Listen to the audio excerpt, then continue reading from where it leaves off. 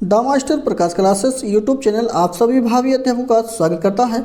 इस video lecture में हम लोग आगामी प्राथमिक शिक्षक भर्ती के लिए टोटल 150 प्रश्नों के प्रैक्टिस सेट को सॉल्व करने वाले हैं और आप लोग फटाफट जुड़ जाइए और वीडियो को अन्य साथियों के साथ शेयर कर दीजिए जिससे आपके अन्य साथी भी हमारे साथ जुड़ सकें। और ये सारे प्रश्न जो हैं अरविंद पब्लिकेशन से लिए गए हैं, ये भी ध्यान रखिएगा।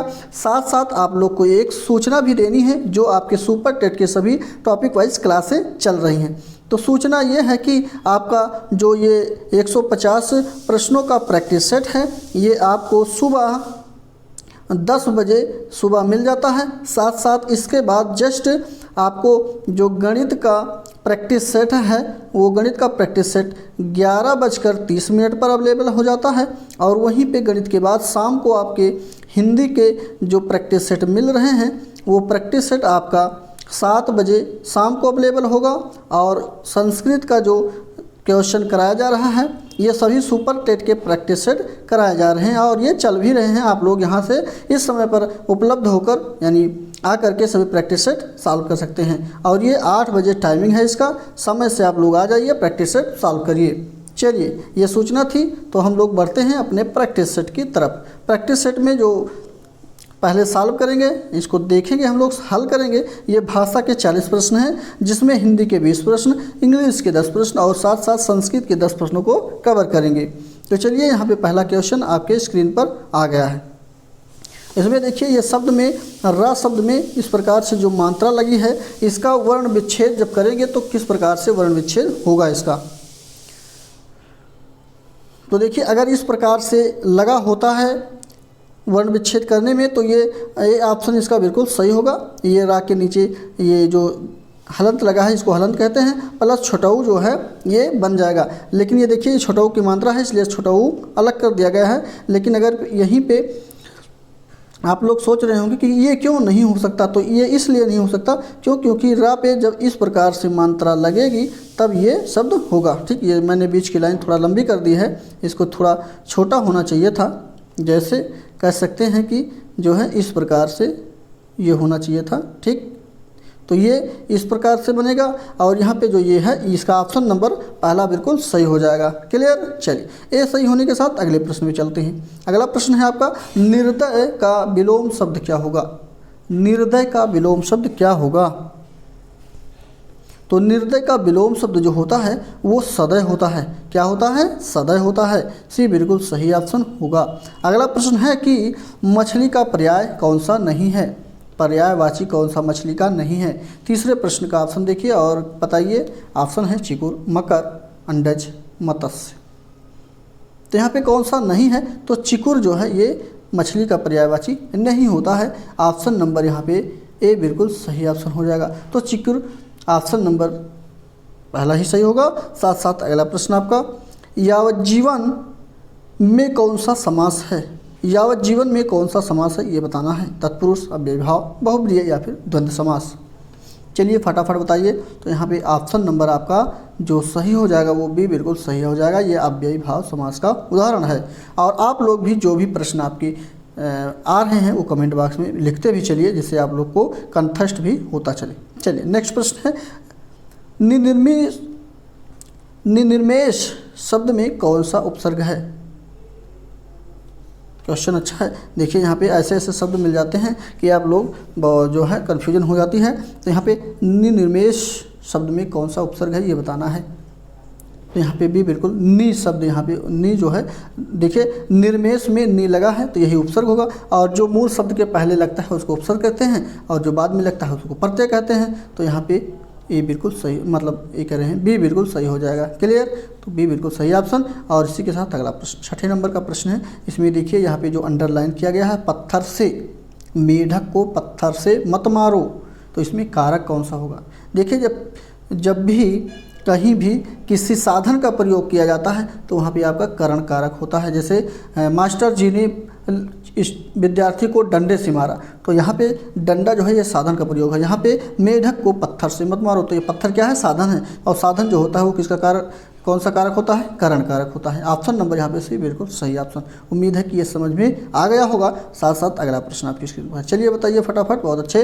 इसका भी कमेंट करके बताइए। जो विशेष और विशेषण का युग्म है वो, अच्छा ये विशेष और विशेषण का जो युग्म है एक गलत है इसमें, बाकी 3 सही है। तो जो गलत है उसको आपको बताना है। तो चलिए देखते हैं कौन सा ऑप्शन सही होगा यहाँ पे। तो यहाँ पे ऑप्शन नंबर जो सही होगा, मतलब यहाँ पे सही होगा क्योंकि इसमें सही हमको चुनना करना है, लेकिन इसके अनुसार गलत होना चाहिए। गलत युग्म बी बिल्कुल सही ऑप्शन होगा। ये इसका युग्म क्या है, गलत है। ठीक, ताज़ी रोटी शब्द युग्म जो है ये गलत है, ये ध्यान रखिएगा। इसी के साथ अगला प्रश्न है कि कौन सा मुहावरा है इसमें एक कौन सा मुहावरा है। यहाँ पे ऑप्शन नंबर जो सही हो जाएगा वो ऑप्शन आपका पहला ही सही हो जाएगा। दाहिना हाथ होना, जैसे कहते नहीं हैं ये मंत्री जी का दाहिना हाथ है या ये उनका दाहिना हाथ है, ऐसे कहते नहीं हैं। तो यहाँ पे ये जो है ये आपका मुहावरा है। बाकी सभी जो लिखे, जैसे समय चूँकि पुनः का, समय चूँकि पुनिका पछतानी, और सब धान 22 पसेरी, नेकी कर दरिया में डाल, ये सभी क्या है, लोकोक्तियाँ। ये तीनों लोकोक्तियाँ हैं, लेकिन ये क्या है, मुहावरा। यहाँ मुहावरा पूछा गया था। तो ऑप्शन नंबर पहला बिल्कुल सही ऑप्शन। देखिए अब आप लोग इस प्रकार से भी प्रश्न से रूबरू हो गए हैं कि इसमें आपको छांटने के लिए आ गया कि कौन सी मुहावरा है और कौन सी लोकोक्तियाँ हैं। तो इस प्रकार से भी प्रश्न बन सकते हैं, ये भी ध्यान रखिएगा। तो पहला ऑप्शन बिल्कुल सही ऑप्शन हो जाएगा। अगला प्रश्न है, गंगा गए गंगादास, जमुना गए जमुनादास का सही अर्थ क्या है। तो यहाँ पे ऑप्शन नंबर सी बिल्कुल सही ऑप्शन। ये जो है अवसरवादी व्यक्ति है। ऑप्शन नंबर सी बिल्कुल सही ऑप्शन क्या है इसका, अवसरवादी व्यक्ति जो होता है वो बिल्कुल सही ऑप्शन सी हो जाएगा। और इसी के साथ अगला प्रश्न है, परिमाणवाचक क्रिया विशेषण का वाक्य क्या होगा। परिमाणवाचक क्रिया विशेषण का वाक्य जो है वो क्या होगा। तो यहाँ पे पहला ऑप्शन बिल्कुल सही हो जाएगा, वह बहुत थक गया है। क्या है, वह बहुत थक गया है, क्रिया विशेषण का ये वाक्य है। ऑप्शन नंबर ए बिल्कुल सही हो जाएगा। नेक्स्ट प्रश्न आपका, इसमें लिखा हुआ है कि किसमें अयादि संधि नहीं है। किसमें अयादि संधि नहीं है, 11 नंबर का प्रश्न है। ऑप्शन नंबर पहला बिल्कुल सही है। यहाँ पे निह प्लस अस्त प्लस न्यस्त जो लिखा है ये संधि अयादि संधि का उदाहरण नहीं है, बाकी सभी अयादि संधि के उदाहरण हैं। ध्यान रखिएगा, ऑप्शन नंबर यहाँ पे पहला बिल्कुल सही हो जाएगा। और इसी के साथ अगला प्रश्न है कि यहाँ पे, अच्छा ये इस टाइप का प्रश्न है कि यहाँ पे आप लोग को त्रुटि ढूंढना है, और जिसमें त्रुटि नहीं है वो ऑप्शन आपका डी होगा। और यहाँ से स्टार्ट होता है सेंटेंस, प्रत्येक देशवासियों को देश की सेवा में तन मन धन अर्पण करना चाहिए। इसमें कोई त्रुटि नहीं है। तो देखिए यहाँ पे पहले में ही त्रुटि है। पहले में कहाँ त्रुटि है, तो यहाँ पे लिखा है प्रत्येक देशवासियों को, प्रत्येक देशवासियों को लिखा गया है। तो प्रत्येक देशवासियों, जब यहाँ प्रत्येक हो गया तो देशवासियों को लिखने की ज़रूरत ही नहीं है, क्यों, क्योंकि ये अपने आप में सभी को बता रहा है, तो देशवासियों की ज़रूरत। तो यहाँ पे क्या होना चाहिए था, देशवासी होना चाहिए था। क्या होना चाहिए था, देशवासी होना चाहिए था, इसलिए ये गलत हो गया है। प्रत्येक देशवासी को देश की सेवा में तन मन धन अर्पण करना चाहिए। क्लियर। तो यहाँ पे पहला ऑप्शन बिल्कुल सही हो जाएगा, ये इसमें त्रुटि है। इसी के साथ अगला प्रश्न है, कौन सा युग्म सही नहीं है। कौन सा युग्म सही नहीं है, चलिए देखते हैं। तो 13 नंबर की बात करते हैं, तो ऑप्शन नंबर भी बिल्कुल सही ऑप्शन हो जाएगा। ये कपि और बंदर जो है ये जोड़ा सही नहीं है। ऑप्शन नंबर यहाँ पे जो सही है वो भी बिल्कुल सही है। क्यों, क्योंकि ये इसमें लेखन में त्रुटि है, अशुद्ध लिखा गया है। कपि इस प्रकार से नहीं, कपि जो है इस प्रकार से लिखा जाता है, ये भी इसमें त्रुटियाँ हैं, ध्यान रखिएगा। ऑप्शन नंबर यहाँ पे भी बिल्कुल सही ऑप्शन हो जाएगा। और इसी के साथ अगला प्रश्न आपका है कि वाक्य में अपादान कारक कौन सा है। बहुत अच्छा क्वेश्चन है। चलिए बताइए अपादान कारक का उदाहरण कौन सा है। इसमें भी बिल्कुल सही आप देखिए, वह सिंह से भयभीत हुआ। ऑप्शन नंबर भी बिल्कुल सही ऑप्शन हो जाएगा, वह सिंह से भयभीत हुआ, यही अपादान कारक का उदाहरण है, भी बिल्कुल सही ऑप्शन। इसी के साथ अगला प्रश्न है, चौमासा में समास कौन सा है। देखिए यहाँ पे महीने की बात किया गया है, 4 महीनों का जो महीना मास होता है उसको चौमासा कहा जाता है। तो जब कहीं भी आगे संख्यावाची शब्द जुड़ जाते हैं तो वो कौन सा उदाहरण होता है, किस, तो द्विगु समास का उदाहरण हो जाएगा, पहला बिल्कुल सही ऑप्शन। नेक्स्ट प्रश्न आपको यहाँ पे आपको सेंटेंस को क्रम में बैठाना है। देखिए यहाँ से स्टार्ट होता है। पहला क्रम है कि भारत पहला से स्टार्ट होता है और ये 4 सेंटेंस लिखे गए हैं। उसके बाद छठा सेंटेंस यहाँ लिखा गया है, तो इसको मिलान करिए कौन सा सही हो जाएगा। चलिए देख लेते हैं। तो बात करते हैं भारत की। तो भारत जो है, भारत एक गणराज्य है। क्या है? भारत एक गणराज्य है। पहला ये है, दूसरा ये हो जाएगा। गणराज्य है जिसमें, यानी तीसरा ये हो जाएगा, जिसमें राष्ट्रपति अर्थात राष्ट्राध्यक्ष जनता द्वारा, यानी चौथा ये हो जाएगा, जनता द्वारा अप्रत्यक्ष रूप से, पांचवा ये हो जाएगा। तो छठवां यहाँ है, चुना जाता है। क्लियर? तो यहाँ पे देखिए सी बिल्कुल सही ऑप्शन। कौन सा होगा? सी बिल्कुल सही ऑप्शन हो जाएगा। उम्मीद है कि ये सभी समझ में आ गया होगा कैसे मैंने इसको सेट किया है। साथ साथ अगला प्रश्न आपका है, इसमें है कि कौन सा वाक्य शुद्ध है? कौन सा वाक्य शुद्ध है? 17 नंबर का प्रश्न है। ऑप्शन नंबर बी बिल्कुल सही ऑप्शन यहाँ पे होगा। इसमें अनेक लोगों के इस विषय में पूछताछ की, तो ये शुद्ध बिल्कुल है। ऑप्शन नंबर यहाँ पे भी बिल्कुल सही हो जाएगा। और इसी के साथ साथ अगला प्रश्न आपका है कि अच्छा, यहाँ पे देखिए ये 18, 19, 20 नंबर का, यानी तीनों प्रश्न यहाँ से गद्यांश से लिए गए हैं। इस गद्यांश को आराम से पढ़ना है। वैज्ञानिक प्रयोग की सफलता में मनुष्य की बुद्धि का अपूर्व विकास कर दिया है। तो ये यहाँ से स्टार्ट करना है और पढ़ते जाना है। ये पहला पेज था, दूसरा पेज यहाँ से स्टार्ट होता है। इसको भी आराम से पढ़िएगा। उम्मीद है कि पढ़ लिए होंगे। बढ़ते हैं अगले पेज पर। ये नहीं पढ़ पाए हैं तो कोई दिक्कत नहीं, वीडियो को रोककर आराम से पढ़ लीजिएगा। ये भी हो गया होगा।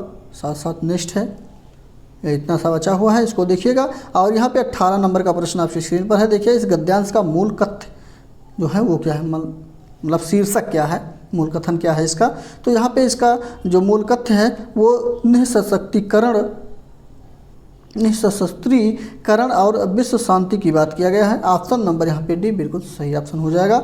और इसी के साथ अगला प्रश्न आपका, भयंकर विनाशकारी आधुनिक शस्त्रास्त्रों के बनाने की प्रेरणा किसने दी है? यहाँ पे सी बिल्कुल जापान के विनाश ने दी है। ऑप्शन नंबर यहाँ पे सी बिल्कुल सही ऑप्शन हो जाएगा। जो नागासाकी और हिरोशिमा पर अमेरिका के द्वारा परमाणु बम गिराया गया था, उससे ये प्रेरणा मिलती है। ऑप्शन नंबर सी बिल्कुल सही है, जापान का विनाश ने।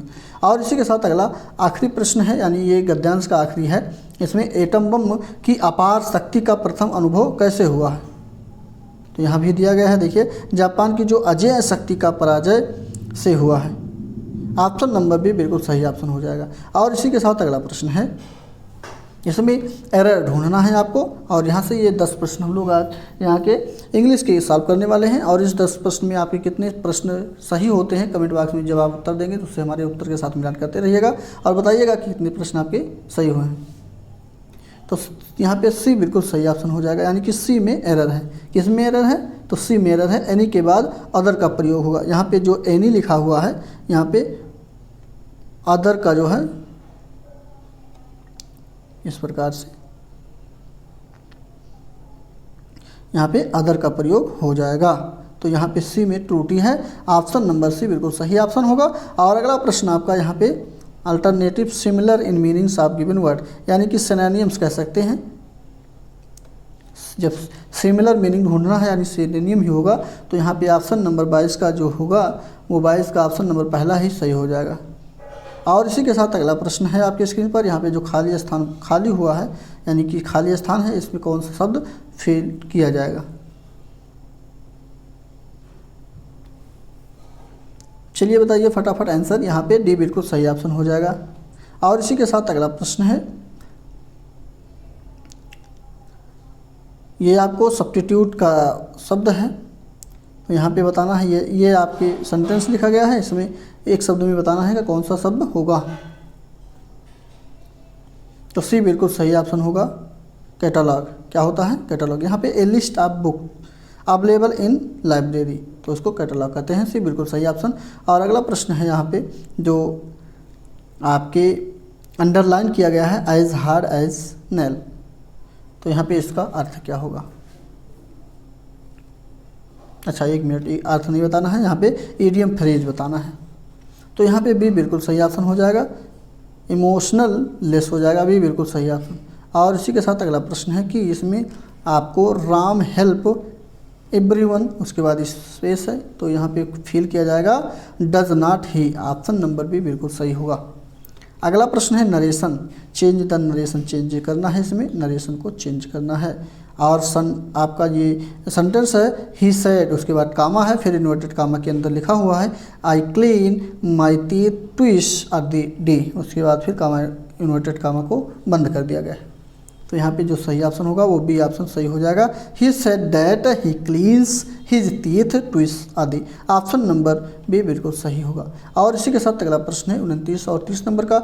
यहाँ से आपको ये पैसेज लिखा गया है, इस पैसेज को आराम से पढ़ना है। पैसेज यहाँ से है the law is an ice, यहाँ से स्टार्ट करना है और पढ़ते जाना है, ये उम्मीद है पढ़ लिए होंगे। इसके बाद अगला पेज यहाँ से है, तो ये भी पढ़ लिए होंगे। नेक्स्ट पेज पे चलते हैं, ठीक, पढ़ लीजिएगा। और ये नहीं पढ़ पा रहे हैं तो वीडियो को रोककर आराम से पढ़ लीजिएगा। उम्मीद है कि ये भी पढ़ लिए होंगे। साथ साथ अगला प्रश्न है, अच्छा ये थोड़ा सा छूट गया था, इसको भी देख लीजिए। तो यहाँ पे प्रश्न स्टार्ट हो जाता है।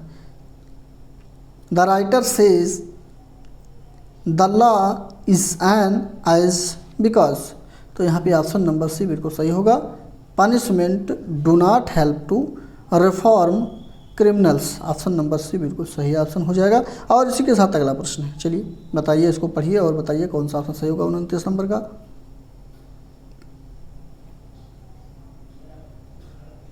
ऑप्शन नंबर यहाँ पे बी बिल्कुल सही ऑप्शन। और इसी के साथ नेक्स्ट 30 नंबर का प्रश्न है। 30 नंबर के प्रश्न में भी ऑप्शन नंबर पहला सही हो जाएगा। इसको क्वेश्चन को पढ़िएगा, ऑप्शन हमारे साथ मिलान कर लीजिएगा, ये बिल्कुल सही है इसका। और इसी के साथ अगला प्रश्न जो स्टार्ट होता है वो संस्कृत का प्रश्न है। यहाँ पे 31 और 32 नंबर का प्रश्न गद्यांश से लिया गया है। गद्यांश यहाँ से स्टार्ट होगा आपका, यहाँ से पढ़ना स्टार्ट करिए और अच्छे से गद्यांश को पढ़िएगा, जिससे कि आपको कमेंट बॉक्स में आंसर देने से जो है आराम मिले, आसानी हो। तो यहाँ से सौराष्ट्र प्रांत से स्टार्ट करना है। उम्मीद है पढ़ लिए होंगे। आगे पढ़ते हैं, नहीं पढ़ पा रहे हैं वीडियो को रोककर आराम से पढ़िएगा, कोई दिक्कत नहीं है। तो इसको भी पढ़ लीजिएगा। साथ साथ प्रश्न भी आपकी स्क्रीन पर आ ही गया है। तो यहाँ पे 31 नंबर केवल प्रश्नों के केवल ऑप्शन को हम बताएंगे, आप लोग मिलान करते चलिएगा। 31 नंबर का प्रश्न ऑप्शन नंबर यहाँ पे पहला बिल्कुल सही हो जाएगा, श्री कृष्ण तिवारी बिल्कुल सही ऑप्शन। और इसी के साथ नेक्स्ट 32 नंबर की बात करते हैं, तो यहाँ पर भी आपका जो सही होगा वो पहला ही ऑप्शन सही हो जाएगा। ऑप्शन पहला ही 32 नंबर का भी पहला सही हो जाएगा। और इसके बाद अगला प्रश्न है 33 नंबर में ऑप्शन नंबर सी हरी है, तो बिल्कुल सही ऑप्शन। और इसी के साथ नेक्स्ट 34 नंबर की बात करते हैं, तो 34 नंबर में ऑप्शन नंबर डी बिल्कुल सही ऑप्शन होगा। द्विकर्मक धातु क्रिया जो नहीं है, मतलब द्विकर्मक जो धातु नहीं है वो शिव नहीं है, ठीक, तो डी बिल्कुल सही ऑप्शन। और 35 नंबर पे चलते हैं, तो 35 नंबर का ऑप्शन नंबर सी बिल्कुल बहुब्रीहि समास का ये उदाहरण होगा। धनुष पाणी ही इसका उदाहरण है, तो ये बहुब्रीहि, सी बिल्कुल सही ऑप्शन। और इसी के साथ नेक्स्ट 36 नंबर की बात करते हैं, तो डी बिल्कुल सही, लिट लकार बिल्कुल सही ऑप्शन डी होगा। नेक्स्ट है व्यवहार में उपसर्ग क्या है, तो व्यवहार में जो उपसर्ग है वो बी और दो प्रकार से यहाँ उपसर्ग मिल जाएंगे, एक बी होगा और एक उपसर्ग होगा। क्योंकि इसमें मूल शब्द जो है वो हार है, तो बी अलग हो जाएगा और अलग हो जाएगा और हार अलग हो जाएगा। तीन शब्द यहाँ पे निकलेंगे और ये दोनों जो है क्या बनेंगे, विसर्ग माफ कीजिए विसर्ग कह रहे हैं, उपसर्ग बन जाएंगे। सी बिल्कुल सही ऑप्शन होगा। और इसी के साथ अगला प्रश्न है 38 नंबर का। 38 नंबर में बी बिल्कुल सही ऑप्शन, मात्रा भोजनम पच्यते, ऑप्शन नंबर यहाँ पे बी बिल्कुल सही ऑप्शन होगा। और कोई त्रुटि होती है, कोई दिक्कत होती है हमारे द्वारा, तो आप लोग बिल्कुल कमेंट करके कमेंट में अपनी सुझाव राय दे सकते हैं। और आप लोग का जो कमेंट मिलता है हमें, उससे हम लोग को बहुत ही मोटिवेशन मिलता है, ठीक। आप लोग का लाइक और कमेंट ही हमारे लिए सबसे जो है मोटिवेशन का कारण बनता है। चलिए, हम लोग आप लोग के लिए बिना शुल्क के प्रैक्टिस सेट रोजाना करवा रहे हैं, तो आप लोग का भी फर्ज बनता है। यदि वीडियो अच्छा लग रहा है वीडियो को लाइक जरूर कर दीजिएगा। चलिए, सबसे पहले थंबनेल का जो है अंगूठे का निशान बिल्कुल दबा दीजिए। चलिए फटाफट देखते हैं कितने लोग दबाते हैं। चलिए, 39 नंबर का प्रश्न है, ऑप्शन नंबर बी बिल्कुल सही ऑप्शन हो जाएगा। कौन सा, बी बिल्कुल सही ऑप्शन, कुत्र बिल्कुल सही ऑप्शन हो जाएगा। और इसी के साथ अगला प्रश्न है, हरि हरि में संधि विच्छेद कौन सा होगा। हरि हरि में संधि विच्छेद जो है वो ऑप्शन नंबर आपका ए बिल्कुल सही ऑप्शन हो जाएगा, यानी कि फर्स्ट बिल्कुल सही ऑप्शन हो जाएगा। और इसी के साथ यहाँ पे विज्ञान का 10 प्रश्न हम लोग कवर करेंगे। उसके पहले आप लोग को प्रत्येक विषय के इसके पहले एक जो है बात है कि आप लोग को प्रत्येक विषय के इम्पॉर्टेंट प्रश्नों को जो है प्रश्नों के PDF को हमारे द्वारा जो है तैयार कराया जा रहा है। और इन प्रश्नों को यदि आप लोग अच्छे से पढ़ लेते हैं या PDF के माध्यम से पढ़ लेते हैं प्राप्त करके, तो आपके सिलेक्शन को कोई रोक नहीं सकता है। और इन प्रश्नों का PDF आपको जल्द ही दे दिया जाएगा। और इसमें लगभग 200 प्लस से ज़्यादा प्रैक्टिस सेट एक नाम मात्र शुल्क पर आप लोग को भी अवेलेबल होगा, जिसमें आपको सूचना जल्द से मिल जाएगी, यानी जल्द से जल्द आपको सूचना इसकी भी दे दी जाएगी। जिसको लेना होगा, परचेज करना होगा, परचेज कर सकता है, अन्यथा PDF तो आप लोग को मिलेगा ही मिलेगा। इम्पॉर्टेंट क्वेश्चनों की हम लोग कलेक्शन कर रहे हैं, जिससे ही आपकी परीक्षा नोटिफिकेशन आती है उसके दौरान आपको वहाँ से अवेलेबल हो जाएगा। तो चलिए हम लोग पुनः अपने प्रश्न पे आते हैं। और प्रश्न है आपका कि कौन सा तत्व रेडियोधर्मी नहीं है? कौन सा तत्व रेडियोधर्मी नहीं है, ये बताइए फटाफट। चलिए, तो ऑप्शन नंबर यहाँ पे पहला ही सही हो जाएगा। ये जर्कोनियम जो है ये रेडियोधर्मी नहीं है, बाकी यूरेनियम, रेडियम और प्लूटोनियम ये बिल्कुल रेडियोधर्मी होते हैं। ऑप्शन नंबर ए बिल्कुल सही हो जाएगा। अगला प्रश्न है सीसा युक्त पेट्रोल में क्या उपस्थित होता है?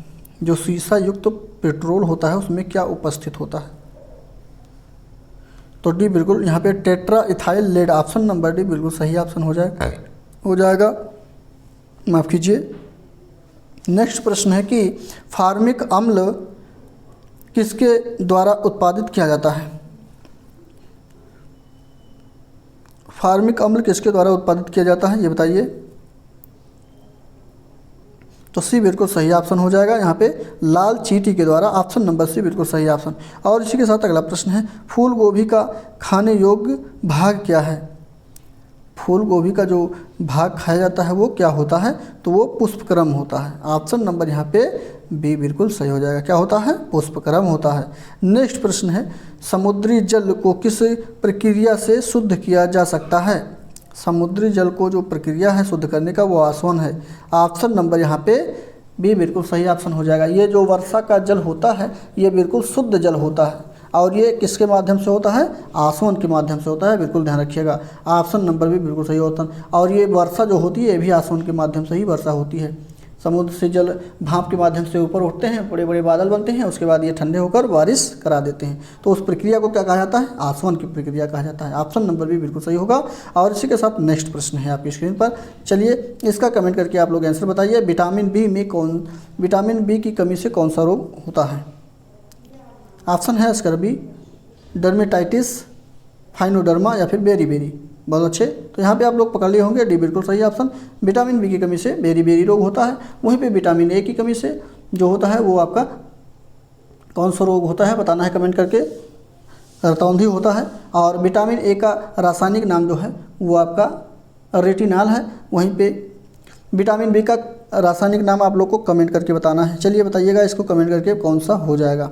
क्लियर। चलिए नेक्स्ट प्रश्न में चलते हैं। अगला प्रश्न है कि गाय के दूध का रंग थोड़ा पीलापन किसकी उपस्थिति के कारण होता है?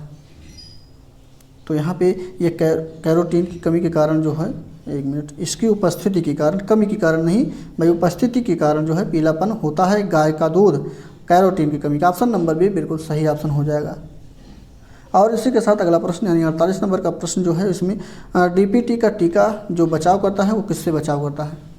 तो डी बिल्कुल इन सभी से, चाहे वो टिटनेस हो, चाहे वो काली खांसी हो, चाहे डिप्थीरिया हो। इसका नाम ही DPT का जो पूरा नाम है ये टिटनेस, काली खांसी, डिप्थीरिया है, ये ध्यान रखिएगा। तो यहाँ पे सी डी जो है बिल्कुल सही ऑप्शन। क्या? डी बिल्कुल सही ऑप्शन होगा इन सभी से। अगला प्रश्न है जो ध्वनि का तारतम्य होता है वो किस पर निर्भर करता है? चलिए बताइए फटाफट, ध्वनि का तारतम्य जो होता है वो किस पर निर्भर करता है? तो ये आवृत्ति पर निर्भर करता है। किस पर निर्भर करता है? आवृत्ति पर निर्भर करता है। ऑप्शन नंबर यहाँ पे पहला बिल्कुल सही हो जाएगा। और इसी के साथ अगला प्रश्न है बायोडीजल बनाने में किस वनस्पति का प्रयोग किया जाता है? 50 नंबर का प्रश्न, ऑप्शन नंबर यहाँ पे सी बिल्कुल सही ऑप्शन, ये रतन जोत, ऑप्शन नंबर सी बिल्कुल। और इसी को हम लोग क्या कहते हैं, जेट्रोफा के नाम से जानते हैं। जेट्रोफा का ही नाम रतन जोत है, ध्यान रखिएगा। ऑप्शन नंबर सी बिल्कुल सही ऑप्शन है। और इसी से बायोडीजल ये वनस्पति है, इसी से बायोडीजल बनाने का कार्य किया जाता है। क्लियर, सी बिल्कुल सही ऑप्शन। और यहाँ पे गणित का पोर्शन है, गणित के पोर्शन को हम लोग स्किप करेंगे। क्यों? क्योंकि ये हमारे सर के द्वारा अभी मैंने स्कीम बताया, मतलब जो टाइम टेबल आपको बताया है उसमें आप लोग को मालूम ही है कि 11:30 बजे आपका मैथ का प्रैक्टिस आपको मिल जाएगा विद सॉल्यूशन के साथ में। और यदि आप लोग खुद सॉल्व करना चाहते हैं तो हमारे Telegram channel the master Prakash classes को सर्च करके फॉलो कर लीजिए। वहाँ से इसका PDF आप लोग 150 प्रश्न का PDF ले लीजिए और वहाँ से खुद सॉल्व कर सकते हैं। तो चलिए अगला पोर्शन आपका स्टार्ट हो जाता है। यहाँ है ये ग्रामीण, एक मिनट, ये पर्यावरण, सामाजिक अध्ययन और सामान्य ज्ञान के साथ साथ ये करंट अफेयर का भी प्रश्न इसमें होगा, जिसमें 40 प्रश्नों को हम लोग कवर करेंगे। तो चलिए पहला प्रश्न आपकी स्क्रीन पर है। इसमें पूछा गया है कि सरोजिनी नायडू ने किसे हिंदू मुस्लिम एकता का राजदूत कहा था। हिंदू मुस्लिम एकता का राजदूत किसे कहा गया था, और वो भी सरोजिनी नायडू के द्वारा। चलिए बताइए फटाफट आंसर कौन सा सही हो जाएगा यहाँ पे। तो यहाँ पे ऑप्शन नंबर डी बिल्कुल मोहम्मद अली जिन्ना को कहा गया था। यहाँ पे डी बिल्कुल सही ऑप्शन होगा। और इसी के साथ अगला प्रश्न है, इनमें से पहले भारत रत्न प्राप्तकर्ता कौन थे। जिन्हें सबसे पहले भारत रत्न मिला है, इनमें से कौन है वो। तो यहाँ पे ऑप्शन नंबर 72 का वो पहला बिल्कुल सही हो जाएगा, CV रमन को मिला है। ऑप्शन नंबर ए बिल्कुल सही ऑप्शन हो जाएगा। और इसी के साथ, और हाँ एक बात और, ये CV रमन एक वैज्ञानिक थे, ये भी ध्यान रखिएगा। क्लियर। चलिए नेक्स्ट प्रश्न है, महात्मा गांधी की आत्मकथा का क्या नाम था। महात्मा गांधी की आत्मकथा का क्या नाम था। तो इनकी आत्मकथा का नाम है my experiment with truth. Option number C बिल्कुल सही option, my experiment with truth, ये महात्मा गांधी की आत्मकथा है। ऑप्शन सी बिल्कुल सही होगा। अगला प्रश्न है, भारतीय नौसेना के अध्यक्ष पद को क्या कहते हैं। जो नौसेना का अध्यक्ष पद होता है भारत के, उसको, उस पद को क्या कहा जाता है। एडमिरल कहा जाता है, नौसेना प्रमुख कहा जाता है, भारतीय नौसेना अध्यक्ष कहा जाता है, या फिर भारतीय नौसेना का जनरल कहा जाता है। क्वेश्चन अच्छा है। और यहाँ पे ऑप्शन नंबर आपका पहला सही हो जाएगा, उसको एडमिरल कहा जाता है। ऑप्शन नंबर पहला बिल्कुल सही हो जाएगा। क्लियर। चलिए नेक्स्ट प्रश्न है आपका, कौन सा नगर जापान का पिट्सबर्ग के नाम से प्रसिद्ध है। जापान का पिट्सबर्ग के नाम से कौन सा नगर प्रसिद्ध है। यहाँ पे ऑप्शन नंबर आपका जो सही हो जाएगा वो डी ऑप्शन बिल्कुल सही हो जाएगा, यवाता बिल्कुल सही ऑप्शन। कौन सा हो जाएगा, यवाता बिल्कुल सही ऑप्शन आपका हो जाएगा। और इसके साथ अगला प्रश्न है कि लोक लेखा समिति का अध्यक्ष कौन होता है। लोक लेखा समिति का अध्यक्ष कौन होता है। प्रधानमंत्री, लोकसभा अध्यक्ष, लोकसभा के विपक्ष का नेता, या फिर उपराष्ट्रपति। तो यहाँ पे लोकसभा के विपक्ष का नेता जो होता है वो लोक लेखा समिति का अध्यक्ष होता है। और लोक लेखा समिति में कितने सदस्य होते हैं, तो यहाँ पे 22 सदस्य होते हैं, ये भी साथ साथ ध्यान रखिएगा। जिसमें 15 सदस्य लोकसभा के होते हैं। लोकसभा के कितने सदस्य होते हैं, तो 15 सदस्य होते हैं। वहीं पे बात करते हैं जो है राज्यसभा के कितने सदस्य होते हैं, तो राज्यसभा के जो सदस्यों की संख्या होती है वो 7 होती है। तो 15 7 कितने हो गए, 22 हो गए। ध्यान रखिएगा। ऑप्शन नंबर यहाँ पे आपका जो सही हो जाएगा वो कौन सा सही होगा, सी बिल्कुल सही होगा। लोकसभा के जो विपक्ष का नेता होता है वही अध्यक्ष होता है। इसी के साथ अगला प्रश्न है, डाली विश्व का सबसे पहला जो क्लोनित प्राणी था वो कौन है। देखिए ये क्लोनित लिखा गया है, यहाँ क्लोन होना चाहिए था, बहरहाल कोई दिक्कत नहीं है, इसको जो है विश्लेषण कर दिया गया है। तो पहला क्लोन जो था वो किस प्राणी का था, पूरी दुनिया में बात किया गया है, और जिसका नाम डाली रखा गया था। तो यहाँ पे ये एक भेड़ था जिसका नाम डाली था, और इसका पहला ही क्लोन लिया गया था। ठीक, ध्यान रखिएगा। ऑप्शन नंबर सी बिल्कुल सही ऑप्शन हो जाएगा। और अगला प्रश्न है कि माउंट एवरेस्ट पर चढ़ने वाली विश्व की पहली महिला कौन थी। दुनिया की पहली महिला कौन थी जो एवरेस्ट पर्वत पर चढ़ी थी। तो इनका नाम सी बिल्कुल सही ऑप्शन, जुंको ताइबे था। जुंको तबेई है, जुंको तबेई है और इन्होंने 1975 में ही जो है माउंट एवरेस्ट पर चढ़ने वाली विश्व की प्रथम महिला के रूप में अपना नाम दर्ज किया था। ध्यान रखिएगा ऑप्शन नंबर यहाँ पे जो सही हो जाएगा वो कौन सा सही है, सी बिल्कुल सही हो जाएगा। और इसी के साथ अगला प्रश्न है, जो प्रसिद्ध उपन्यास देवदास लिखा गया है यह किसके लेखक कौन है? देवदास के लेखक कौन हैं? तो इसके लेखक जो हैं वो सी बिल्कुल शरतचरण, क्या बात है भाई, शरतचंद चट्टोपाध्याय है। क्या नाम है? शरतचंद चट्टोपाध्याय। ऑप्शन नंबर सी बिल्कुल सही ऑप्शन होगा। ठीक, चलिए अगला प्रश्न है कि कोई शब्द ऐसा आ जाता है जो मुझसे निकलना ही नहीं चाहता। तो चलिए देखिए यहाँ पे अगला प्रश्न है आपका, कौन सी थाईलैंड की मुद्रा है? रुपया, युआन, येन, वहत।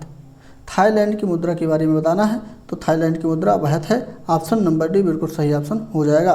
साथ साथ नेक्स्ट प्रश्न है, पंचायती राज को पहली बार 2 अक्टूबर 1959 को कहाँ यानी किस जिले में पेश किया गया? बहुत अच्छा, तो ये आपका जो है राजस्थान का कौन सा जिला है? राजस्थान का जिला है नागौर, इस जिले में पेश किया गया था। समय था 2 अक्टूबर 1959 को। ऑप्शन नंबर सी बिल्कुल सही ऑप्शन हो जाएगा। इसी के साथ अगला प्रश्न है, नीति निर्देशक तत्व किस देश के संविधान से लिया गया है? तो नीति निर्देशक तत्वों की बात किया गया है तो ये संविधान से जो लिया गया है वो आयरलैंड के संविधान से लिया गया है। ऑप्शन नंबर डी बिल्कुल सही ऑप्शन हो जाएगा। और इसका वर्णन जो है भाग 4 संविधान के भाग 4 में अनुच्छेद 36 से लेकर के 51 तक इसका वर्णन किया गया है, ये भी ध्यान रखिएगा। और इसी के साथ साथ नेक्स्ट प्रश्न आपका है कि राज्यसभा कब भंग होती है? बहुत अच्छे, 5 वर्ष बाद, 6 वर्ष बाद, 4 वर्ष बाद या कभी नहीं? चलिए बहुत अच्छा क्वेश्चन है। तो राज्यसभा कब भंग होती है? तो राज्यसभा भंग ही नहीं होती है। क्या होती है? भंग ही नहीं होती है, यानी कभी नहीं भंग होती है। डी बिल्कुल सही ऑप्शन हो जाएगा। क्यों नहीं भंग होती है? क्योंकि ये एक अस्थायी सदस्य है। ऑप्शन नंबर यहाँ पे डी बिल्कुल सही है। और इसी के साथ अगला प्रश्न है, पंचायती राज व्यवस्था का सबसे छोटा अंग कौन सा होता है? सबसे छोटा अंग वो ही पंचायती राज व्यवस्था का कौन सा है? बी बिल्कुल ग्राम पंचायत है। ऑप्शन नंबर यहाँ पे बी बिल्कुल सही ऑप्शन हो जाएगा। और ये जो है बलवंत राय मेहता की समिति पर 1957 को जो है त्रिस्तरीय व्यवस्था प्रणाली ग्राम पंचायत व्यवस्था के लिए की गई थी। ठीक, ध्यान रखिएगा। ऑप्शन नंबर बी बिल्कुल सही ऑप्शन होगा। और इसी के साथ अगला प्रश्न है, भारत की सबसे लंबी दूरी तय करने वाली रेलगाड़ी कौन सी है? भारत की सबसे लंबी दूरी तय करने वाली रेलगाड़ी कौन सी है? 85 नंबर का प्रश्न। ऑप्शन नंबर बी बिल्कुल यहाँ पे विवेक एक्सप्रेस इसका नाम है, ध्यान रखिएगा। बी बिल्कुल सही ऑप्शन है, जो बिल्कुल सबसे लंबी दूरी भारत में तय करती है। और साथ साथ अगला प्रश्न है, प्रतिवर्ष 11 जुलाई को किस दिवस के रूप में मनाया जाता है? तो ये विश्व जनसंख्या दिवस के रूप में मनाया जाता है। ऑप्शन नंबर यहाँ पे बी बिल्कुल सही हो जाएगा। और इसी के साथ अगला प्रश्न है कि हीराकुंड बांध कहाँ पर स्थित है? हीराकुंड बांध कहाँ पर स्थित है? तो ये ओडिशा में स्थित है। ऑप्शन नंबर यहाँ पे बी बिल्कुल सही ऑप्शन। ऑप्शन नंबर बी बिल्कुल सही ऑप्शन आपका हो जाएगा। और हीराकुंड बांध जो है ये भारत की प्रायद्वीपीय नदी महानदी पर स्थित है, ये भी ध्यान रखिएगा। इसी के साथ अगला प्रश्न है, स्टैचू ऑफ यूनिटी कहाँ पर स्थित है? भारत में, पेरिस में, लंदन में, रोम में। स्टैचू ऑफ यूनिटी जो है ये भारत में स्थित है। ऑप्शन नंबर ए बिल्कुल सही ऑप्शन हो जाएगा। और इसी के साथ अगला प्रश्न है कि वर्ष 2011 की जनगणना के अनुसार उत्तर प्रदेश की कितनी प्रतिशत आबादी ग्राम क्षेत्रों में यानी ग्रामीण क्षेत्रों में निवास करती है या रहती है? बहुत अच्छा है। तो यहाँ पे भी बिल्कुल 77.73% ग्रामीण क्षेत्रों में रहती है, बाकी जो बचे हैं वो कितने शहरों में रहते हैं। ऑप्शन नंबर भी बिल्कुल सही ऑप्शन। और इसी के साथ नेक्स्ट प्रश्न है, सूरत किस नदी के किनारे बसा हुआ है? सूरत किस नदी के किनारे बसा हुआ है? ये सूरत एक शहर है और ये जो नदी के किनारे बसा हुआ है उसका नाम, नदी का नाम है ऑप्शन नंबर डी ताप्ती नदी है। ऑप्शन नंबर डी बिल्कुल सही होगा। नेक्स्ट प्रश्न है कि कौन सी झील विश्व की सबसे बड़ी मीठे पानी की झील है? बड़ी मीठे पानी की झील कौन सी है वो भी दुनिया में? Baikal, Titicaca, Superior, Caspian. बहुत अच्छा question. Option number C Superior झील बिल्कुल सही ऑप्शन हो जाएगा। ये विश्व में या दुनिया में सबसे बड़ी मीठे पानी की झील है, ये भी ध्यान रखिएगा। साथ साथ बात करते हैं झील जो सबसे बड़ी है लेकिन खारा और मीठे से मतलब नहीं रखता है, तो वो आपका कैस्पियन सागर झील है। कौन सा? कैस्पियन सागर झील। लेकिन वहीं पे सबसे अधिक खारे पानी की झील की बात करते हैं तो टर्की में, या जिसका नाम अब तुर्की हो गया है, वहाँ पे स्थित है और उसका नाम जो है वान झील है। कौन सी झील है? वान झील है। ये भी साथ साथ याद रखिएगा। सी बिल्कुल सही ऑप्शन होगा। और आप लोग यदि नोटबुक और पेन साथ में लेकर बैठे हों तो जो भी इंपॉर्टेंट प्रश्न है हम उसको बताते चलते हैं, उसको बिल्कुल नोट करते चलिएगा। अगला प्रश्न है सदाकत। सदाकत आश्रम किसका संबंध है, यानी इस आश्रम से किसका संबंध है ये बताना है। तो यहाँ पे राजेंद्र प्रसाद से इसका संबंध है। ऑप्शन नंबर डी बिल्कुल सही ऑप्शन हो जाएगा। और इसी के साथ अगला प्रश्न है, विश्व में दुग्ध उत्पादन के क्षेत्र में भारत का स्थान कौन सा है? बहुत अच्छा क्वेश्चन है। दूध के उत्पादन में भारत की बात करते हैं तो पहला स्थान अपने भारत का है। कौन सा स्थान है? प्रथम स्थान रखता है दूध उत्पादन में। साथ साथ उत्तर प्रदेश भी अपना दूध उत्पादन में पूरे भारत में पहला स्थान रखता है। उत्तर प्रदेश अपना। क्लियर? चलिए, तो यहाँ पे पहला ऑप्शन आपका सही हो जाएगा, प्रथम स्थान है। नेक्स्ट है कि कौन बैडमिंटन खिलाड़ी इसमें से हैं? निम्नलिखित में से कौन बैडमिंटन की खिलाड़ी हैं? तो डी बिल्कुल ये सभी हैं, चाहे वो पीवी सिंधु हैं, चाहे साइना नेहवाल हैं, या फिर ज्वाला गुट्टा हैं, ये सभी जो हैं बैडमिंटन की खिलाड़ी हैं। डी बिल्कुल सही ऑप्शन हो जाएगा। साथ साथ अगला प्रश्न है, केंद्रीय चर्म अनुसंधान संस्थान CLRI कहाँ स्थित है? 95 के सी ऑप्शन बिल्कुल चेन्नई में स्थित है। ऑप्शन नंबर सी बिल्कुल सही ऑप्शन।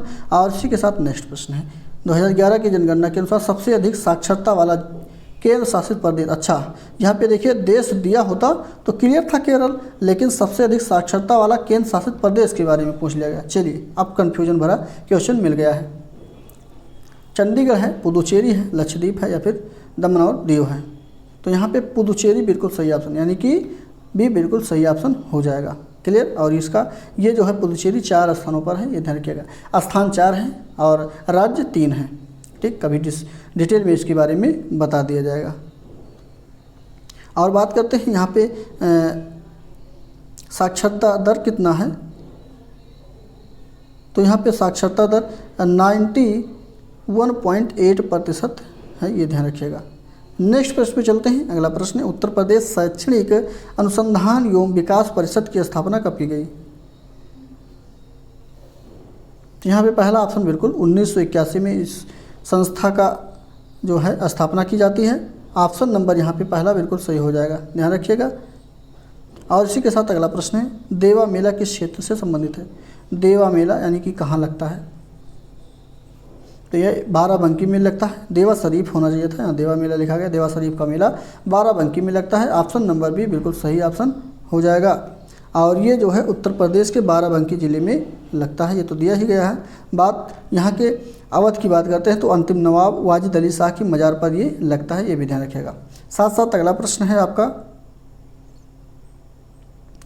गांधी जी ने जो 1919 में सत्याग्रह आंदोलन किया था वो किसके विरोध में चलाया था, मतलब किसके विरोध में किया गया था? बी बिल्कुल रॉलेट एक्ट, जिसको काला कानून कहा गया, उसके विरोध में चलाया गया। ऑप्शन नंबर बी बिल्कुल सही ऑप्शन हो जाएगा। और इसी के साथ अगला प्रश्न आपका है कि हाथियों के लिए कौन सा अभ्यारण्य जाना जाता है, यानी कि कौन सा अभ्यारण्य है जो हाथियों के लिए जाना जाता है? तो ये पेरियार है और ये केरल में स्थित है। ऑप्शन नंबर यहाँ पे डी बिल्कुल सही ऑप्शन हो जाएगा।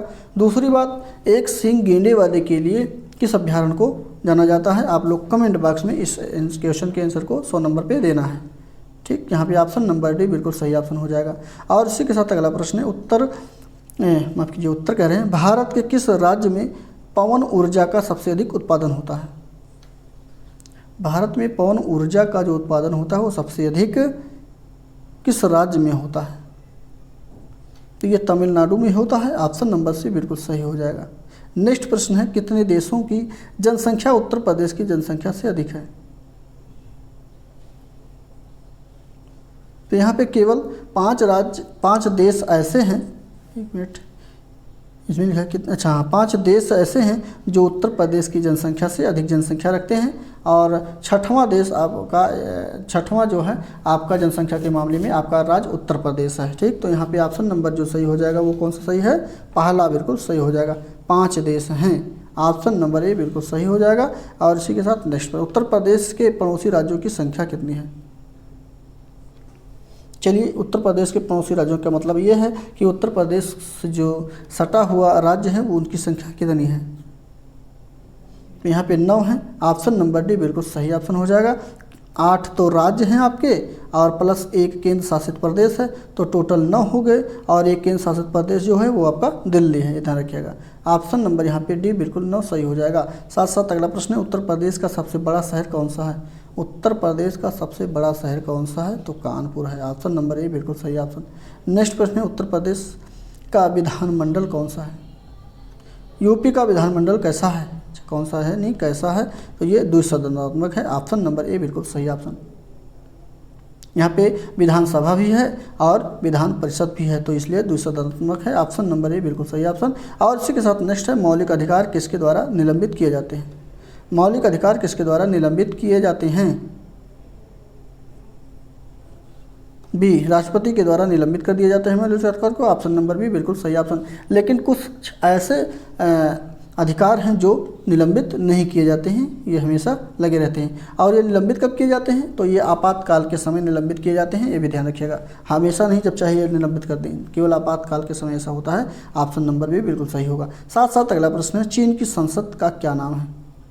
चीन की सांसद का क्या नाम है, तो भी बिल्कुल सही ऑप्शन यहाँ पे national people Congress. Option number भी बिल्कुल सही हो जाएगा। यह चीन की संसद का नाम है। जैसे अपने यहाँ जो है संसद ही है, पार्लियामेंट जिसको कहा जाता है संसद ही होती है, वहाँ पे इसका नाम नेशनल पीपुल पार्टी है, माफ़ कीजिए नेशनल पीपुल कांग्रेस है। क्या है, national people Congress. Option number भी सही है। नेक्स्ट है, वायुमंडल पृथ्वी से जुड़ा रहता है क्योंकि, तो क्यों जुड़ा रहता है, क्योंकि पृथ्वी के गुरुत्वाकर्षण के कारण ऐसा होता है। ऑप्शन नंबर डी बी बिल्कुल सही है। और इसी के साथ नेक्स्ट प्रश्न है, ट्राइफेड। ट्राइफेड किससे संबंधित है। कृषि विपणन से, पशुपालन से, ईंधन की बचत से, या फिर जनजातियों के विकास से। तो 109 का डी बिल्कुल सही ऑप्शन। यहाँ पे जनजातियों के विकास से ये संबंधित है। ऑप्शन नंबर डी बिल्कुल सही हो जाएगा।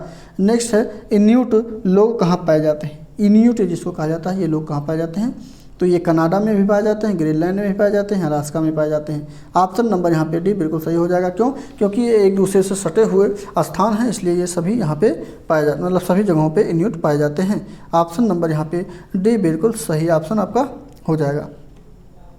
और इसी के साथ नेक्स्ट प्रश्न आपका शिक्षण कौशल से स्टार्ट होता है। शिक्षण कौशल के भी 10 प्रश्न यहाँ पे आपको देखने के लिए मिलेगा, जिसमें पहला क्वेश्चन है कि शिक्षक को क्या करना चाहिए या क्या करवाना चाहिए, या किस प्रकार से इसको होना चाहिए। कुछ भी पूछा जा सकता है, जब ऑप्शन पढ़ेंगे तो आपको क्लियर हो जाएगा। तो यहाँ शिक्षक को जो है दिए गए सभी गुणों, मतलब शिक्षक में दिए गए जो गुण हैं वो सभी होने चाहिए। चाहे यहाँ पे देखिए, अध्यापक शुरू करने से पहले पाठ का परिचय कराना चाहिए, बिल्कुल सही है, ये भी सही है। नेक्स्ट, अपने विषय में कुशल होना चाहिए, अपनी भाषा में निपुण होना चाहिए। तो यहाँ पे जो उपरोक्त दिए गए, यहाँ पे लिखना चाहिए था कि उपरोक्त दिए गए सभी गुण होनी चाहिए, तो यहाँ पे लिखा गया है दिए गए सभी गुण होनी चाहिए, तो डी बिल्कुल सही है। यहाँ पे उपरोक्त होता तो सबसे अच्छा होता, लेकिन यहाँ पे डी भी सही है इस प्रश्न का। साथ साथ अगला प्रश्न आपका है कि संप्रेषण एक व्यक्ति से दूसरे व्यक्ति को कोई सूचना या भाव पहुंचाने की प्रक्रिया है, तो यह परिभाषा किस शिक्षण शास्त्री ने दी है। ये कीथ डेविस के द्वारा दिया गया है। ऑप्शन नंबर पहला बिल्कुल सही ऑप्शन हो जाएगा। यह कथन ही लिखे है, ठीक ध्यान रखिएगा। नेक्स्ट प्रश्न आपका है कि विद्यालय में पाठ्य सहगामी गतिविधियों के आयोजन संबंधी समस्या क्या होती है। तो उचित दिशा निर्देश का अभाव जो होता है, यही समस्या होती है। ऑप्शन नंबर सी बिल्कुल सही हो जाएगा। साथ साथ नेक्स्ट प्रश्न आपका है, रेखागणित शिक्षण को जब अधिक प्रभावशाली बनाने के लिए शिक्षक को क्या करना चाहिए। जब उसको अधिक प्रभावशाली बनाना है रेखागणित शिक्षण को, तो क्या करना चाहिए एक शिक्षक को, ये बताना है। तो यहाँ पे उपरोक्त सभी, चाहे वो गणित उपकरण का प्रयोग करे, रंगीन चाक का प्रयोग करे, विषय वस्तु को स्पष्ट जानकारी दे, ये उपरोक्त सभी ऑप्शन नंबर डी बिल्कुल सही हो जाएगा। डी बिल्कुल सही होने के साथ नेक्स्ट प्रश्न पे चलते हैं, और इसमें है कि प्राथमिक स्तर पर दबी, माफ कीजिए, हाँ ठीक है, प्राथमिक स्तर पर दबी समितियों ने किस विषयों में अपेक्षित अधिगम स्तर का निर्धारण किया था। तो यहाँ पे ये सभी, चाहे वो गणितीय अध्ययन हो या फिर भाषा अध्ययन या पर्यावरण अध्ययन है, ये सभी ऑप्शन बी डी बिल्कुल सही होगा। साथ साथ अगला प्रश्न है कि उच्च शिक्षाओं के लिए निम्नलिखित में से कौन सी प्रविधि अधिक उपयुक्त है। तो यहाँ पे सी बिल्कुल व्याख्यान विधि बिल्कुल सही हो जाएगा। व्याख्यान प्रविधि जिसको कहेंगे यही सबसे अधिक जो है उच्च शिक्षाओं के लिए उपयुक्त होगी। ऑप्शन नंबर सी बिल्कुल सही ऑप्शन होगा। इसी के साथ अगला प्रश्न है कि विचार जो संप्रेषण है इसके स्तर को कक्षा कक्ष में कैसे प्रभावित किया जाता है। तो यहाँ पे जब उपलब्ध साधन होगा और उसके द्वारा जो समय दिया गया वो जब होगा तो सबसे अच्छा प्रभावित ये विचार संप्रेषण होगा। ऑप्शन नंबर सी बिल्कुल सही ऑप्शन हो जाएगा। इसी के साथ अगला है कौन सा मौखिक संचार नहीं है। मौखिक संचार का मतलब जो मुंह से बोलने वाले नहीं हैं। साक्षात्कार है, संगोष्ठी है और रेडियो प्रसारण है, प्रश्नावली है। तो यहाँ पे प्रश्नावली जो है इसमें बोला नहीं जाता है। कोई बोलता है प्रश्नावली में? बिल्कुल नहीं बोलता है, तो डी बिल्कुल सही है। और इसी के साथ अगला प्रश्न आपका है कि एक अध्यापक शिक्षक सामग्री का प्रयोग करता है, क्यों करता है। तो चलिए देखते हैं, ऑप्शन को पढ़िए पहले। यहाँ पे वह इसका प्रयोग करना चाहता है। अच्छा एक मिनट। एक अध्यापक शिक्षण सामग्री का उपयोग करता है क्योंकि वह इसका प्रयोग करना चाहता है, ऐसा कुछ नहीं है। इससे शिक्षण कार्य रुचिकर बनाता है, बिल्कुल सही। क्या करता है कि जो है शिक्षण सामग्री का प्रयोग इसलिए करता है कि उससे उसका शिक्षण कार्य जो है वो रुचिकर बने और बच्चों का मन भी लगे, ये बिल्कुल सही है। और पढ़ लेते हैं साथ साथ। इससे शिक्षण कार्य छात्रों में बोध स्तर को बनाता है, नहीं बिल्कुल नहीं, बोध स्तर को नहीं बनाता। सामग्री थोड़ी बोध स्तर को बनाएगा। नेक्स्ट है इससे विद्यार्थियों का ध्यान आकर्षित होता है, तो ये भी होना चाहिए था, लेकिन यहाँ पे सबसे अच्छा जो है वो आपका आकर्षित होगा तभी तो रुचिकर बनेगा। तो ऑप्शन नंबर यहाँ पे भी बिल्कुल सही होगा। क्लियर। चलिए नेक्स्ट प्रश्न है आपका कंप्यूटर सहायक अनुदेशक जिसको CAI कहा जाता है वो विचार संप्रेषण की एक विधि है जिसके द्वारा संप्रेषण किए जाते हैं। सरल विचार, अत्यंत ही विचार या फिर सामान्य विचार या सभी प्रकार के विचार। तो यहाँ पे ऑप्शन नंबर भी बिल्कुल अत्यंत ही प्रकार के विचार जो होते हैं ये किए जाते हैं, वे बिल्कुल सही है। साथ साथ अगला प्रश्न मनोविज्ञान का यहाँ पे 10 प्रश्न आ गया है, इसको भी कवर कर लेते हैं साथ साथ। चलिए प्रासंगिक अंतर्बोध परीक्षण TAT का विकास किसके द्वारा किया गया था।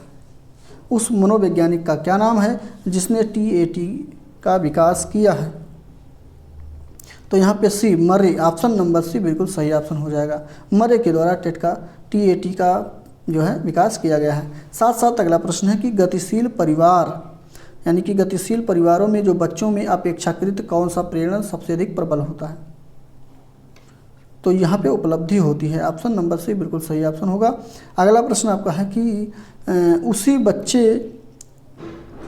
बच्चे उसी वातावरण में सीख सकते हैं जहाँ, चलिए देखिए, जहाँ उनके अनुभव एवं भावनाओं को उचित स्थान मिले, ये सही हो सकता है। अगला है उन्हें खेलने का मौका मिले, ये भी सही है। उन्हें मित्र बनाने का मौका मिले, कड़ा अनुशासन मिले। तो ये कड़ा अनुशासन तो बिल्कुल गलत है। तो इसमें देखिए तीनों में कौन सा सही होगा।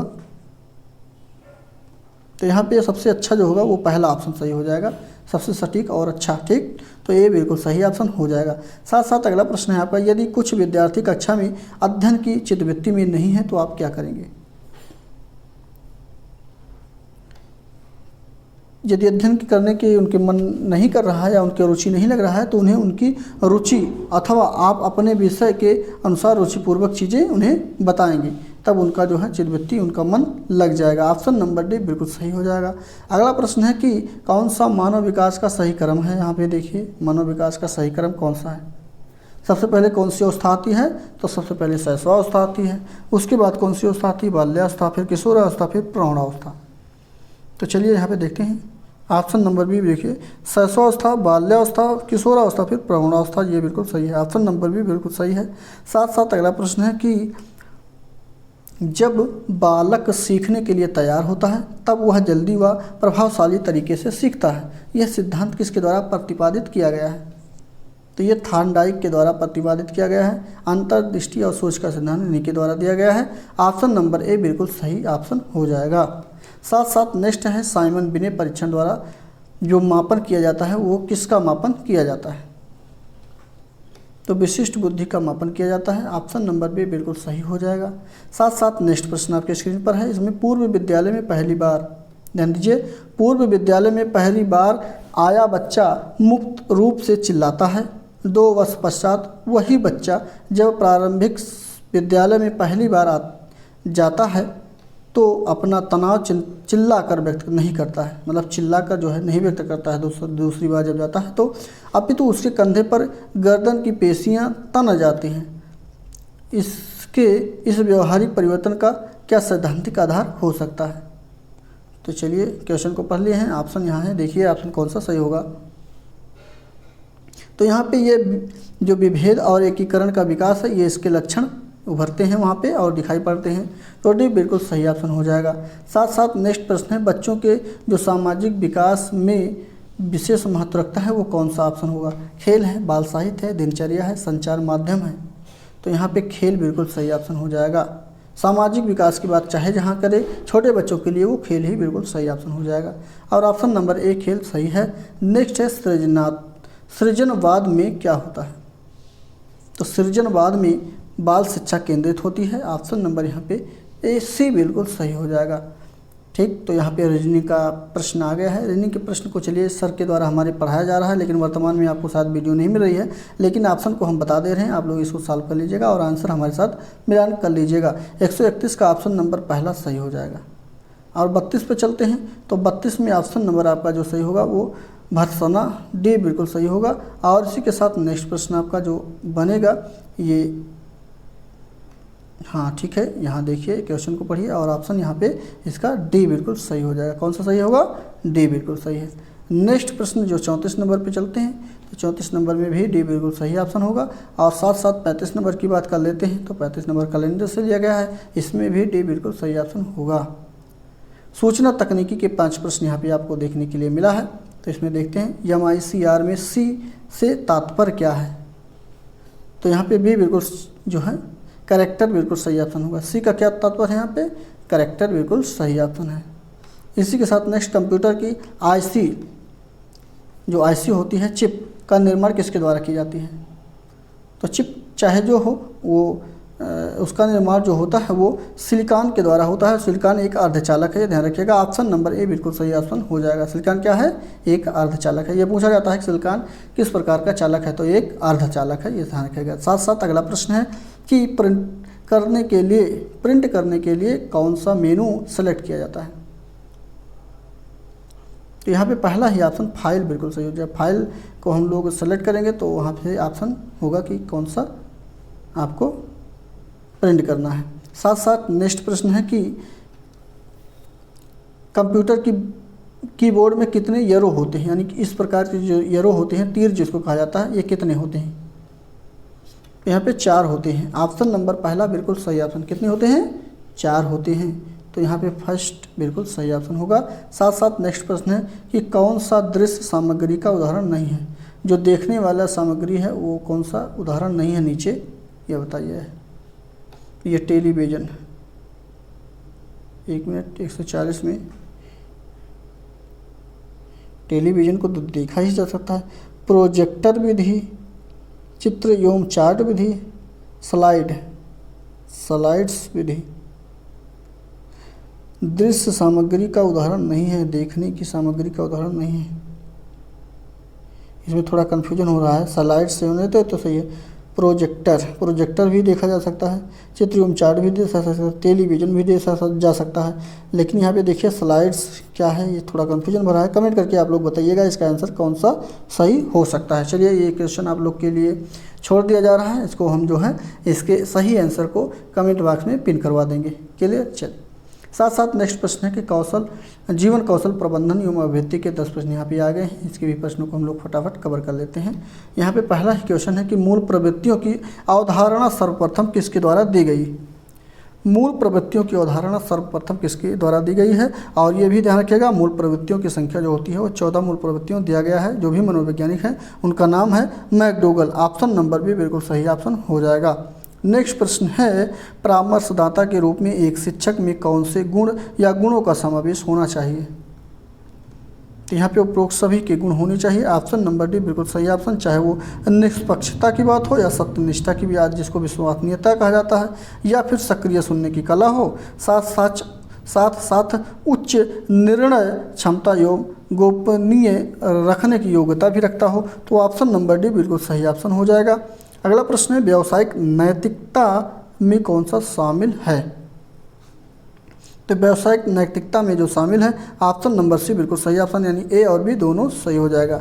जैसे व्यक्तिगत मानक है, कारपोरेट मानक है, ये दोनों सही होंगे, तो इसलिए दोनों तो सही होगा नहीं, इसलिए सी, ए और बी दोनों ऑप्शन सही हो जाएंगे, यानी सी बिल्कुल सही है। और इसी के साथ अगला प्रश्न है विश्व का सबसे बड़ा मानवीय धर्म क्या है। विश्व का सबसे बड़ा मानवीय धर्म जो है वो अहिंसा परमो धर्मा, ऑप्शन नंबर यहाँ पे बी बिल्कुल सही ऑप्शन हो जाएगा। क्या है, अहिंसा परमो धर्मा। और इसी के साथ नेक्स्ट प्रश्न है प्रतियोगिता, ध्यान दीजिएगा, प्रतियोगिता, पुरस्कार तथा दंड किस प्रकार के अभिप्रेरणा है। ये कृत्रिम एवं बाह्य अभिप्रेरणा है, ऑप्शन नंबर ए बिल्कुल सही हो जाएगा। साथ साथ अगला प्रश्न है आपका अभिवृत्ति का प्रमुख निर्माण कारक कौन सा है। तो यहाँ पे उपरोक्त सभी ये सही हो जाएंगे। जैसे अनुभव का एकत्रीकरण एवं विभेदीकरण, तात्कालिक अनुभव, पूर्व निर्मित अभिवृत्तियाँ, उपरोक्त डी, यानी कि उपरोक्त सभी ऑप्शन सही होगा, डी ऑप्शन। नेक्स्ट प्रश्न है कि कर्मचारी के संदर्भ में जो व्यावसायिक नैतिकता की जांच है ये किस प्रणाली से की जाती है। तो यहाँ पे पहला ही ऑप्शन व्यावसायिक उद्यम प्रणाली बिल्कुल सही ऑप्शन, ए बिल्कुल सही ऑप्शन हो जाएगा। इसी के साथ अगला प्रश्न है कि कक्षा में जो छात्र निरीक्षणकर्ता के रूप में किसकी भूमिका महत्वपूर्ण होती है। शिक्षक की, प्रधानाचार्य की, मॉनिटर की या फिर अभिभावक की। तो यहाँ पे शिक्षक जो होते हैं इनकी महत्वपूर्ण भूमिका होती है, वो भी छात्र के निरीक्षणकर्ता के रूप में, ऑप्शन नंबर ए बिल्कुल सही ऑप्शन होगा। क्लियर। चलिए नेक्स्ट प्रश्न पे चलते हैं। और इसमें ये प्रश्न पूछा गया है कि ऐसे अभिप्रेरक जिन्हें अर्जित किया जाता है उन्हें क्या कहते हैं। प्राथमिक अभिप्रेरण कहते हैं, द्वितीयक कहते हैं, व्यक्तिगत कहते हैं या फिर शक्ति अभिप्रेरण कहते हैं। तो यहाँ पे जो अभिप्रेरक अर्जित किए जाते हैं उसको हम लोग द्वितीयक अभिप्रेरक के रूप में जानते हैं, ऑप्शन नंबर बी बिल्कुल सही ऑप्शन होगा। और ये आखिरी प्रश्न है, इस प्रैक्टिस सेट का आखिरी प्रश्न है और ये 150वां प्रश्न है। इसमें देखिए क्वेश्चन अच्छा है। और ये 11वां मौलिक कर्तव्य जो है वो माता पिता का, वो 6 से 14 वर्ष की आयु के बालकों के माता पिता या उनके संरक्षक जो भी हैं, माता पिता जिनके नहीं होते हैं तो जो उनकी देखभाल जो करता है उसको संरक्षक कहा जाता है, उन्हें शिक्षा के अवसर प्रदान करें।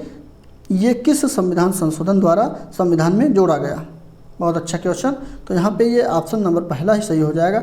ये 86वां संविधान संशोधन 2002 में हुआ था और इसमें जोड़ा गया है कि 6 से 14 वर्ष तक के जितने भी बालक हैं उनके माता पिता उनको अनिवार्य रूप से शिक्षा प्रदान करें। ठीक, तो ऑप्शन नंबर यहाँ पे ए बिल्कुल सही हो जाएगा। और ये उनका मौलिक कर्तव्य है और ये मौलिक कर्तव्य 11वां है, ये ध्यान रखिएगा। पहले मूल संविधान में 10 थे और ये जोड़ने के बाद 11 हो गया है। क्लियर। तो ऑप्शन नंबर ए इसका बिल्कुल सही हो जाएगा। और यहाँ पे हम लोग सभी 150 प्रश्नों को कवर कर चुके हैं। आपके कितने प्रश्न इसमें सही बने हैं कमेंट करके अपनी राय जरूर बताइएगा। यदि वीडियो को लाइक शेयर सब्सक्राइब नहीं किए हैं तो फटाफट कर लीजिए और ऐसे ही हमारे साथ बने रहिए। मिलते हैं अगले प्रैक्टिस सेट में, तब तक के लिए धन्यवाद।